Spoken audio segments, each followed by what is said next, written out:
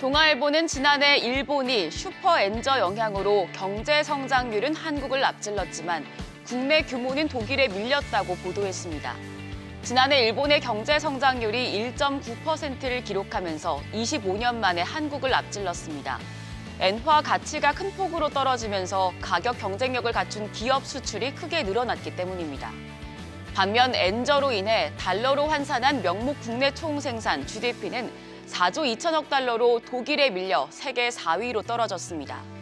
아사히 신문은 당분간 엔저 현상이 계속 이어질 가능성이 높아 올해 독일을 재역전하긴 어려울 것으로 보인다고 분석했습니다. 조선일보는 중국이 반도체 자급자족에 나서면서 값싼 중국산 반도체 쓰나미란 역풍을 불러올 것이라고 보도했습니다. 미국은 2022년 10월 첨단 산업용 반도체의 중국 수출을 금지한 것을 시작으로 압박을 가하고 있습니다.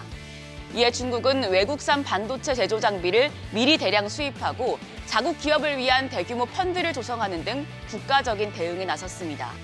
지난해 중국의 연간 반도체 장비 수입액은 전년 대비 14% 증가한 396억 달러를 기록했는데 이는 지난 2015년 이후에 둘째로 많은 금액으로 집계됐습니다. 여기에 중국 정부가 반도체 산업을 육성하기 위해 조성한 빅펀드 규모도 3천억 위안까지 확대됐습니다. 이를 두고 홍콩 사우스차이나 모닝포스트는 미국의 수출 통제로 중국의 공급망의 취약성이 노출됐지만 자급자족을 달성하기 위한 새로운 동기를 제공했다고 전했습니다.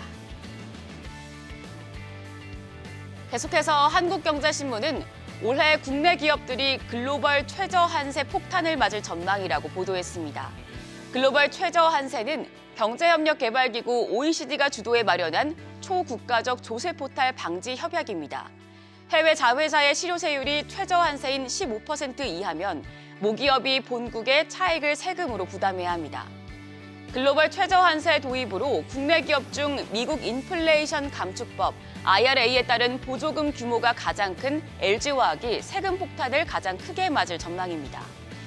올해 수백억 원을 시작으로 현재 2개인 미국 배터리 생산 공장이 7개로 급증하는 내년부터 수천억 원의 세금을 부담해야 할 상황인데요. SK온과 하나솔루션 등 올해 1조 원 안팎의 IRA 보조금이 예상되는 기업도 세 부담이 커질 전망입니다. 한국경제신문은 한국 최대 규모 블록체인 플랫폼이 탄생했다고 보도했습니다.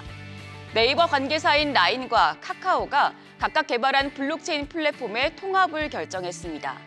블록체인 플랫폼을 운영하는 클레이튼 재단과 핀시아 재단은 핀시아 클레이튼 네트워크 통합 안건을 2회 관계자 투표에서 통과시켰다고 밝혔습니다.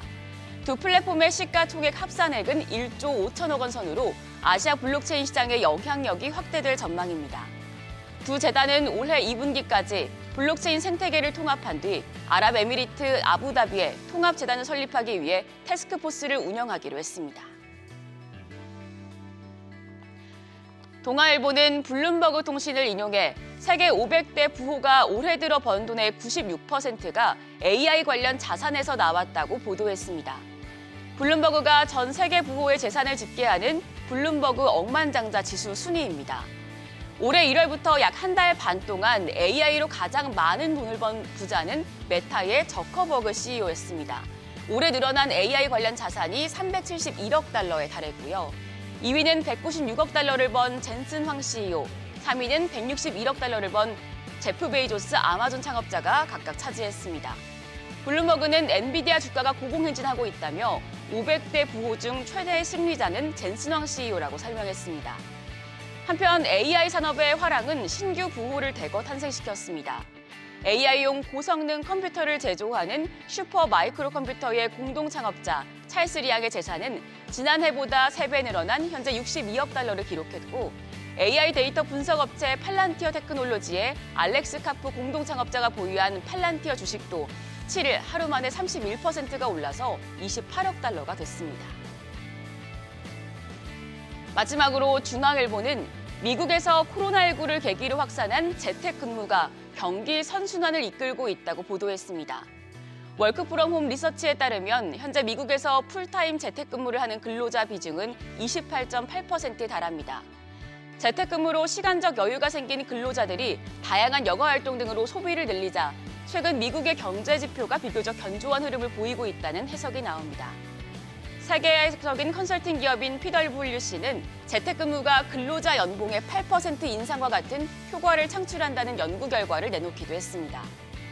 재택근무는 2014년 이후 연 평균 1~2%씩 줄어들던 미국의 신생아 수가 7년 만에 증가한 배경으로도 꼽힙니다. NH투자증권은 특히 30대 후반에서 40대 여성의 출산율이 큰 폭으로 상승했는데 재택근무 활성화로 오랜 시간 밖에서 일하던 고연령 여성들이 집에 체류하는 시간이 늘어나 여유를 찾으면서 출산율이 높아진 것으로 판단된다고 밝혔습니다. 지금까지 조간 브리핑이었습니다.